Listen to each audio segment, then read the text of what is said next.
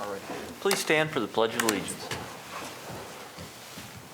I pledge Allegiance to the flag of the United States of America and to the republic for which it stands, one nation, under God, indivisible, with liberty and justice for all. Gentlemen, any additions or deletions to the agenda? No, sir. Sir, I think we do. We have one. It's item 2A. We'll put that as an action item. It's a 2021 LaVale refunding bond resolution. Is there a motion to add that to the agenda? So moved. Is there a second? Sir, I think You in better- light that it's the LaVale Sanitary Commission, I will. I'll second to add it to the agenda. All in favor? Aye. Commissioner Brody will abstain on that one. Okay. All right. Gentlemen, is there a motion to approve the minutes from the last public business meeting? So moved. Second. All in favor? Aye. All righty. Moving on to our presentations this evening, we have Mr. Jason Keeling is the Executive Director of the American Red Cross. Welcome. Hello, commissioners, other county officials. Again, I'm Jason Keeling. I'm the Executive Director of the Allegany Chapter of the American Red Cross, serving Allegany County and 17 others throughout the footprint of Maryland and West Virginia. And today is the anniversary of the shutdown, is my understanding. So it is great to be here. This is one of the first times I've actually been out of a virtual environment. Normally in March, we are able to go out and just talk about what the Red Cross does to help communities locally. I work out of Morgantown, and we do the field operations to support your community from there now. We had some restructuring that actually happened in April of last year, and maybe sometime I can come and talk more about that if you'd ever be interested. But for now, just want to be able to highlight some of the work that the Red Cross is doing to serve Allegany County. And the most common disaster that we respond to is a home fire. And last year, we assisted 22 families in the county to make sure that their immediate needs are met. So we make sure that they have lodging, that they have food. We provide emotional support to them. Our volunteers work to be the best part of someone's worst day. And actually, just recently, we had a fire at the Cumberland Arms apartment complex, and we assisted several clients with those immediate needs. One of our volunteers, Carolyn Clausen Andrews, assisted to make sure that they had those immediate needs met.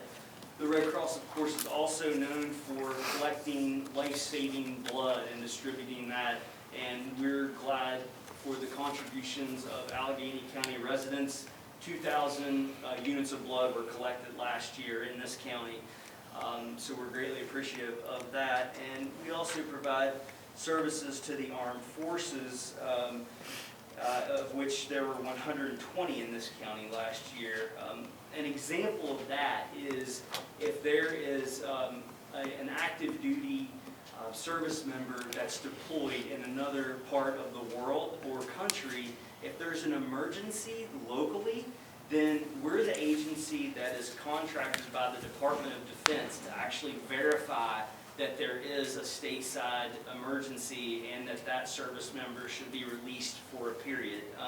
So that's an example of the type of service a lot of people don't realize that the Red Cross offers. And of course, we also offer life-saving CPR and first aid courses as well. So in President Roosevelt's administration was the first year in which Red Cross Month was declared and has been annually at the presidential level since then. And oftentimes municipalities, counties, declare as well. So that's why I'm here today. Sorry it's just me. If we weren't in this time, I'd have a couple of volunteers. Steve Finger is another local volunteer that's particularly active and helped to get me here in front of you today. But yeah, thank you. If you have any questions, I wanted to be brief, but just appreciate the opportunity to feature what's going on in your community. Great. Thanks, Jason. We do have an official proclamation this evening. And we'll just read it into the record. It reads, the American Red Cross is a 140-year-old organization founded by nurse Clara Barton to prevent and alleviate suffering. Last year in Allegany County, the local American Red Cross volunteers helped over 24 families impacted by fires. And last year in Allegany County, the American Red Cross collected nearly 2,000 units of life-saving blood. We encourage citizens to join with the American Red Cross to help people in need. And we, the Allegany County Board of Commissioners, do proclaim March 2021 as American Red Cross Month in Allegany County and commend the work of this humanitarian organization.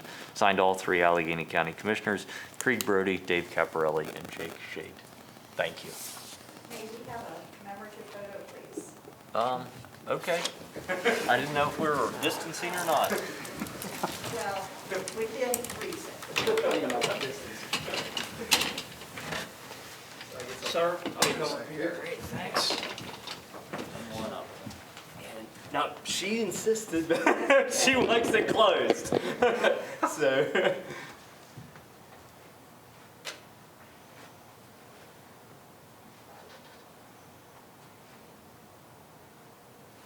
All right, thanks, gentlemen. I really appreciate it, and hope to visit you on in more normal times. Oh, absolutely. I believe it was this week or last week you had blood drive in Frostburg? Likely so. Yes, last Yeah. week. And I know you had a very good turnout for that, so. Yeah, that's what. Definitely. Thank you again. Great. Thank you, Jason. Thank you. Okay, moving on to our action agenda this evening. Item 2 is a tax lien sale service agreement. Administrator Bennett. Thank you, Commissioners. So item 2 is an agreement we're working on with Real Auction to do something different with our tax sale. In light of COVID, and we had to cancel last year's tax sale, and with COVID still around, we're looking to make some changes. So we found Real Auction. We're looking to sign a 3-year agreement with them to take our tax sale virtual. 4 other counties in the state have already done so. 6 more, including, I believe, Garrett, will be going live this year with this. So many other counties in the state are doing the same thing.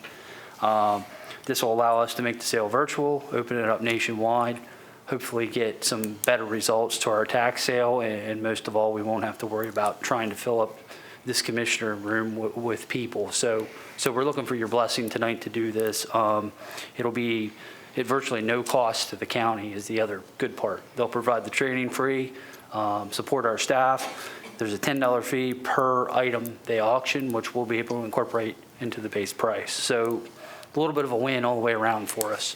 Great. And we think the wave of the future. So just looking for your approval tonight. We'll try that this year, see how it goes. Is there a motion?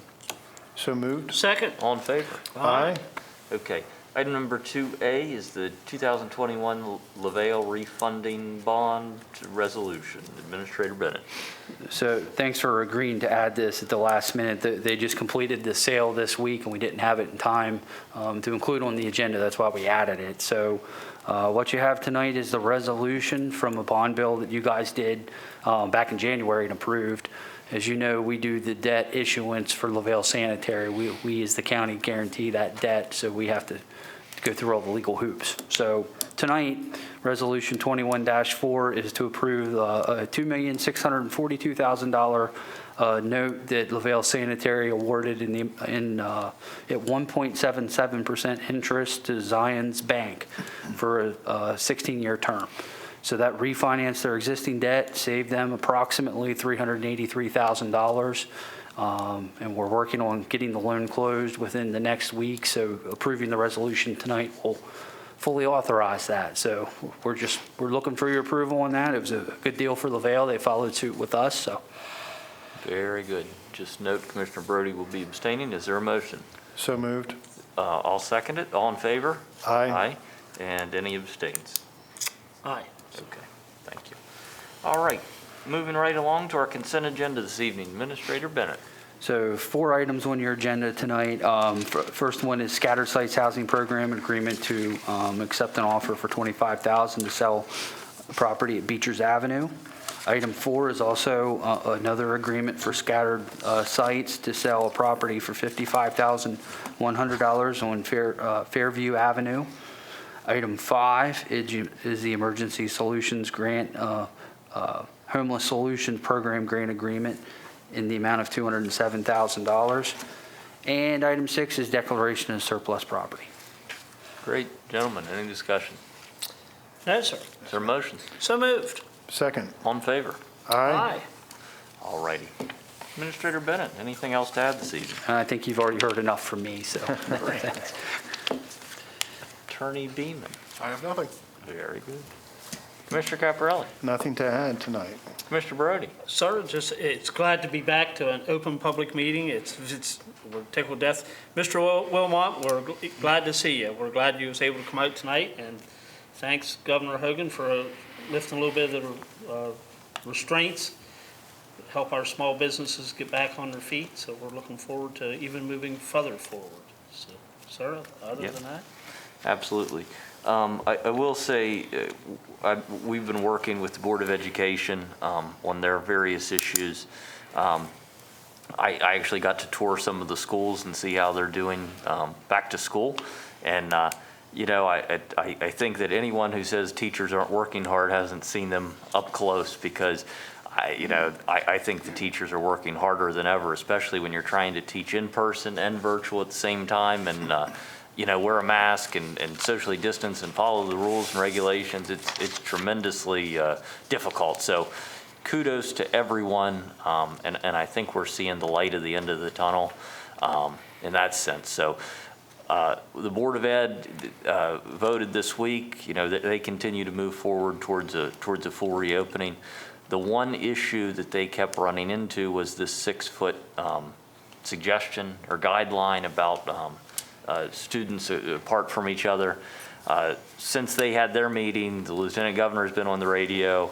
I actually spoke with the Health Secretary, Dennis Schrader, on a call today, and I think that we're going to have some more clear guidance on that about how we can move forward and still keep people safe, but it's not as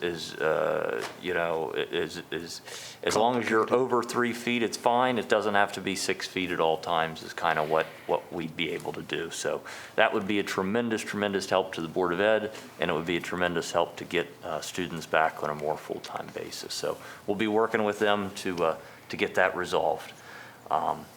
So we just had a light agenda this evening. Our next public business meeting will be Thursday, March 25th at 5 p.m. Thanks. Thank you.